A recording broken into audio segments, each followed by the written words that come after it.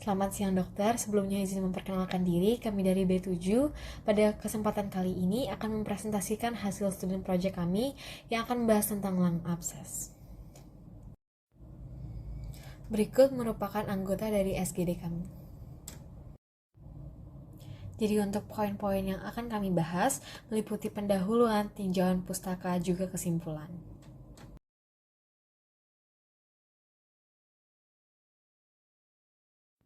Izin melanjutkan, sebelumnya izin memperkenalkan diri juga. Nama saya Aurelia Esther dengan 3 digit NIM terakhir 142. Jadi abses paru adalah infeksi paru yang serius dengan kategorisasi berdasarkan durasi, primer atau sekunder, serta faktor resiko, termasuk aspirasi dan masalah paru mendasar, dan bisa memiliki komplikasi yang serius seperti pecahnya ruang pleura, fibrosis pleura, dan gagal napas. Diagnosis melibatkan pemeriksaan radiologi dan analisis mikrobiologi, sedangkan pengobatan mencakup antibiotik dan mungkin intervensi bedah. Abses paru primer memiliki tingkat kesembuhan yang lebih baik daripada yang sekunder, dan pemahaman yang baik tentang kondisi ini penting untuk diagnosis dini dan perawatan yang tepat. Sebelumnya perkenalkan, nama saya Coko Desti Putri Madewi dengan 3 digit sementara 189. Di sini saya akan membahas mengenai rumusan masalah, tujuan, dan juga manfaatnya. Berdasarkan latar belakang, ada 10 masalah yang sudah kami rumuskan. Yang pertama, apa itu abses paru secara umum, apa etiologi dari abses paru, apa patogenesis dari abses paru, apa saja ciri diagnosis dari abses paru, bagaimana cara untuk mendeteksi dan mengevaluasi abses paru, bagaimana pengobatan dari abses paru, bagaimana cara untuk mengontrol dan mencegah abses paru, apa saja diagnosis diferensial dari abses paru, apa saja komplikasi dari abses paru, dan bagaimana prognosis dari abses paru.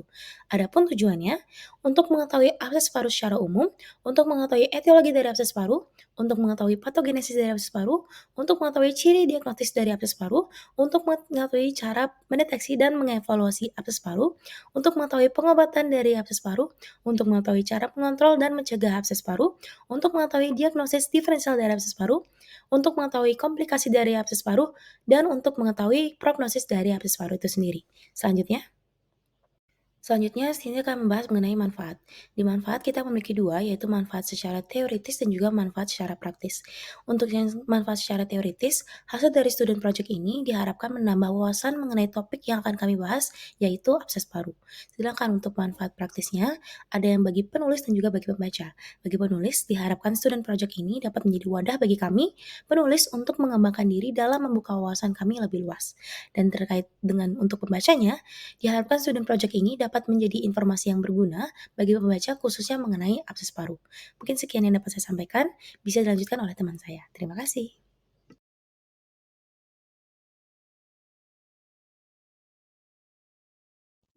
Baik, perkenalkan nama saya Adam Zulfikar dengan 3 digit NIM akhir 166. Di sini saya akan memberikan penjelasan mengenai gambaran umum abses paru.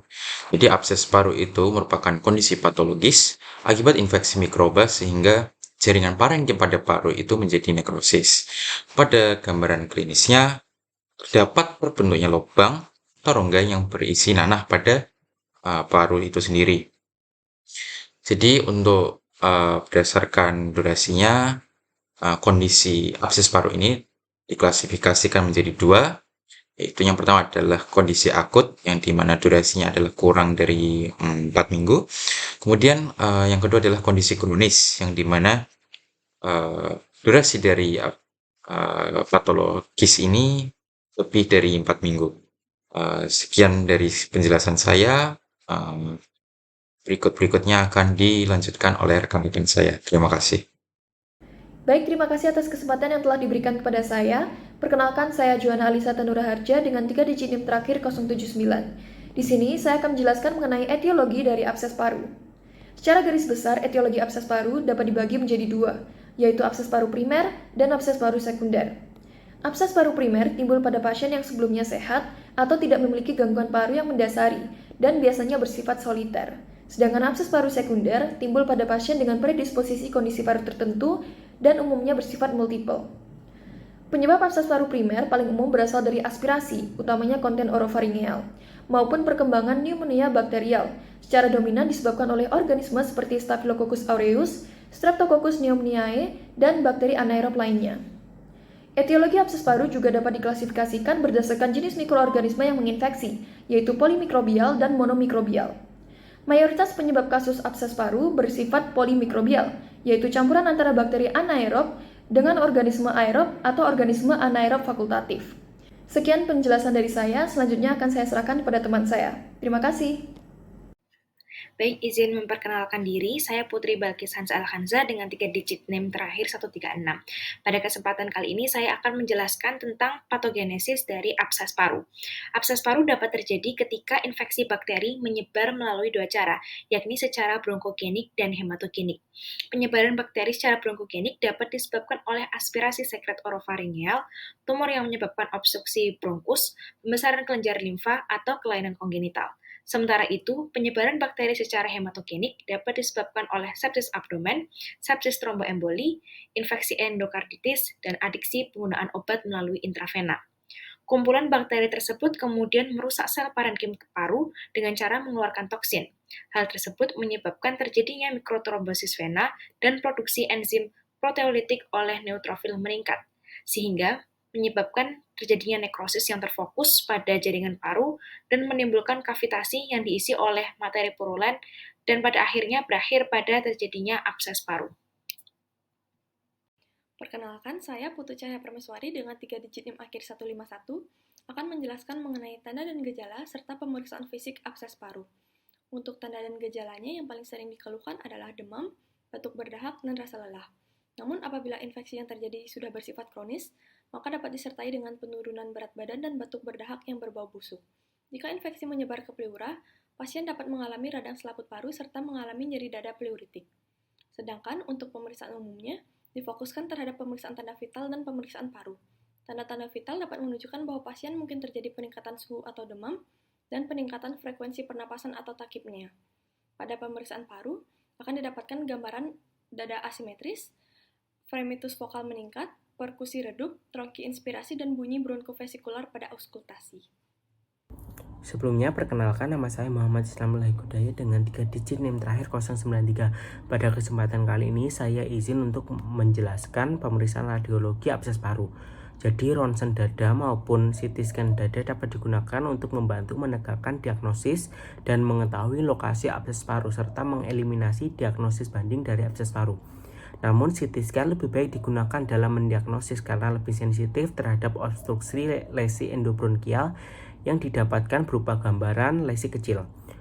Gambaran umum dari abses paru itu sendiri ya ini nampak seperti rongga tunggal maupun multiple, kemudian tidak beraturan dan terlokalisasi.